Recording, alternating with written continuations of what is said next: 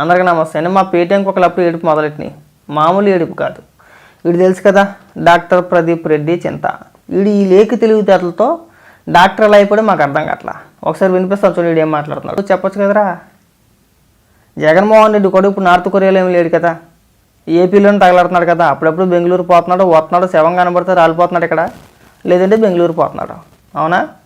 మొన్న అసెంబ్లీ సమావేశాలు జరిగినాయి. అసెంబ్లీ సమావేశాలకు వచ్చాడా? రాలేదు. అసెంబ్లీ సమావేశాలకు రాకుండా అసెంబ్లీ సమావేశాలు జరిగినన్ని రోజులు కూడా ఎక్కడ శవం కనబడితే అక్కడ గద్దలా వాలిపోయాడు. వాలేడా లేదా? మరి ఎవడక్కడ మీరు పాఠాలు చెప్పేది? ఇక నువ్వు చెప్పే ఉపన్యాసాలన్నీ కూడా జగన్మోహన్ రెడ్డి చెప్పొచ్చు కదా అసెంబ్లీకి వచ్చి. రాష్ట్ర బడ్జెట్ గురించి, పరిపాలన విధి విధానాల గురించి. జగన్మోహన్ రెడ్డి రాడు, బొయ్యి మళ్ళీ పిరుకోడు. ఇక్కడికి వచ్చి పెద్ద పెద్ద ఉపన్యాసాలు మాట్లాడే ఇంకాను. ఏమైపోయింది రసంట? అసెంబ్లీ చూసావా? అసెంబ్లీ చూసి తగలండి ఎదవల్లారా. అసెంబ్లీ చూస్తే మనకు అర్థం అవుద్ది. లోకేష్ గారు ఏం మాట్లాడారు? నారా లోకేష్ గారు క్లియర్గా చెప్పారు కదా. ఏమని చెప్పాడైనా?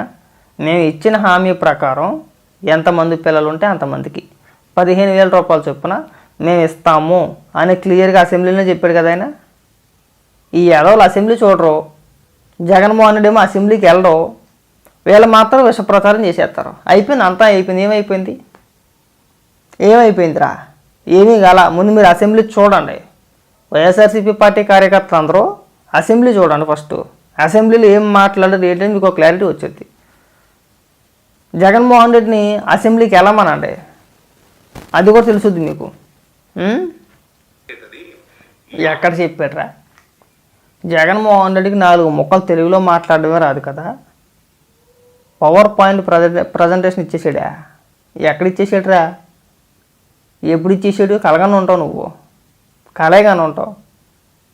ఒరే, ఎన్నికల ప్రచారంలో ఎక్కడైనా సరే పేపర్ ముక్క లేనిదే ఒక్క ముక్క మాట్లాడా? మాట్లాడాలా? ఏకంగా పవర్ పాయింట్ ప్రజెంటేషన్ ఇచ్చేసాడంట. సోలు నా కొడక గురించి ఆడే మాట్లాడాలా? సిగ్గు శరం గురించి వీడు మాట్లాడాలా? జగన్మోహన్ రెడ్డి సిగ్గు శరవేమైనా ఉందా అసలు? జగన్మోహన్ రెడ్డికి సిగ్గు శరవేమైనా ఉందా? జగన్మోహన్ రెడ్డి 2019 ఎన్నికల ముందు ఏం చెప్పాడయా? ఇచ్చిన హామీలు ఏంటి? ప్రత్యేక హోదా తీసుకొచ్చేస్తానడా? పోలవరం కట్టేస్తానడా? అమరావతి నిర్మించేస్తానడా? నేను అమరావతిలోనే కొంప కట్టుకున్నాను, నేను రాజధాని మార్చే ఉద్దేశం లేదని చెప్పేసి అన్నాడా? మరి ఎవడెక్కడా సిగ్గులేదు ఇక్కడ? ఎవడెక్కడా లేనిది? ఇచ్చిన మాట ఒక్కడన్నా నెరవేర్చాడా? సిపిఎస్ రద్దు అన్నాడు, ఏమైంది? పాయే. చేశాడా?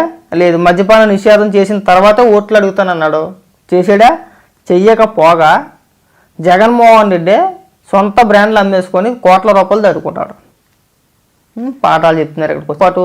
పాపం భారతిరెడ్డి గారు కష్టపడి చెమటోర్చి రాత్రనగా పగలనగా భారతిరెడ్డి గారు తిరిగిన చోటకి తిరగకుండా కష్టపడి రాళ్ళు కొట్టి రప్పలు కొట్టి సాక్షి పత్రికను స్థాపించి సాక్షి టీవీని పెట్టి సాక్షి పత్రికలో వచ్చిన ఆదాయాన్ని సాక్షి టీవీలో వచ్చిన ఆదాయాన్ని తీసుకొచ్చి రాష్ట్ర ప్రజలకు పనిచేశాడు కదా జగన్మోహన్ రెడ్డి.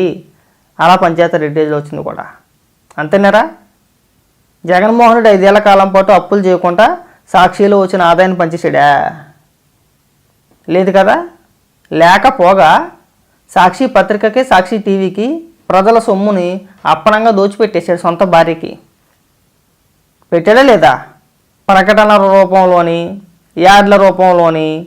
అది కాకుండా తన వాలంటీర్లు ఉన్నారు కదా, ఒక్కొక్క వాలంటీర్కి 200 రూపాయలు చొప్పున, అది కూడా ప్రభుత్వ ఖజానా నుంచి.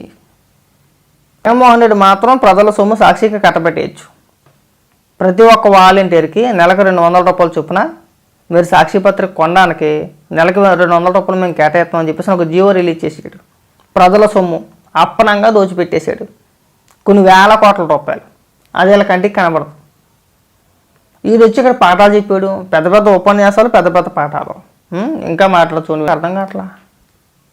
జగన్మోహన్ రెడ్డి అష్ట కష్టాలు పడి ఏం అష్ట కష్టాలు పడ్డాడు? ఏం అష్ట కష్టాలు పల్లా. వీలైనంత కాడికి అప్పులు చేశాడు. దొరికిన కాడకి ఉన్న కాడకి ప్రభుత్వ భవనాలు ఏవైతే ఉన్నాయో వాటన్నిటిని తాకట్టు పెట్టేశాడు. అప్పులు తెచ్చాడు. చేసిన అప్పు 10 లక్షల కోట్ల రూపాయలు, పంచింది కేవలం 2,70,000 కోట్ల రూపాయలు. అది స్వయంగా జగన్మోహన్ రెడ్డి అనేక సందర్భాల్లో చెప్పిన వ్యక్తి, చెప్పాడు కూడా. మరి అష్ట కష్టాలు పడి ఏం చేశాడు? దోచేశాడా? ప్రజల సొమ్ము తినేసాడు అష్ట కష్టాలు పడి. సిగ్గు అనిపించట్లేదు అసలు మీ బతుకులకు? అసలు ఉన్న వాస్తవాలు ఎలాగా చెప్పరు? కనీసం బురద చల్లేటప్పుడైనా సరే కొన్ని వాస్తవాలు పట్టుకొని ముందుకు రావాలి కదా.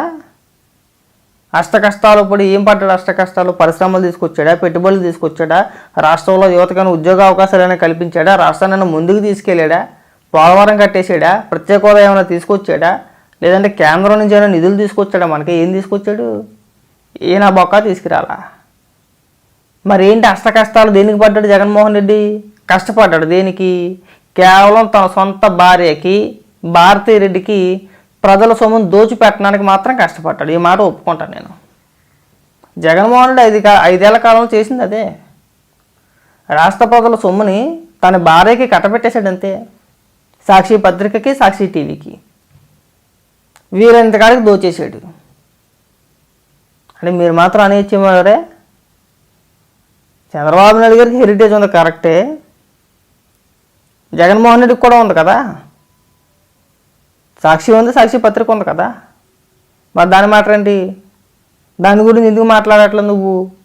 అడగవచ్చు కదా. అయ్యా జగన్మోహన్ రెడ్డి నీకని సిగ్గు సర్వే ఏమైనా ఉందా? ప్రజల సొమ్ముతోటి నీ పత్రిక కొనుక్కోవడం ఏంటి? భారతిరెడ్డి కట్టబడడం ఏంటి? నువ్వు మనిషివా దున్నపోతావు అని చెప్పేసి నా రోజు అడిగేవు నువ్వు అసలు? చంద్రబాబు నాయుడు గారు ఏం చెప్పారు ఎన్నికల హామీలో? నేను జగన్మోహన్ రెడ్డిలాగా అప్పులు చేసి నేను పంచను, సంపద సృష్టించి నేను పంచుతాను, పథకాలు అమలు చేస్తాను అని చెప్పేసి నేను క్లియర్గా చెప్పాడు కదా. ఇక్కడికి వచ్చేలు ఇలా ఈడిపి అంతే, ఏనబొక్కలేదు ఇక్కడ. ఊరకొకలాగా ఈడ్చేయాలి వచ్చి అంతే.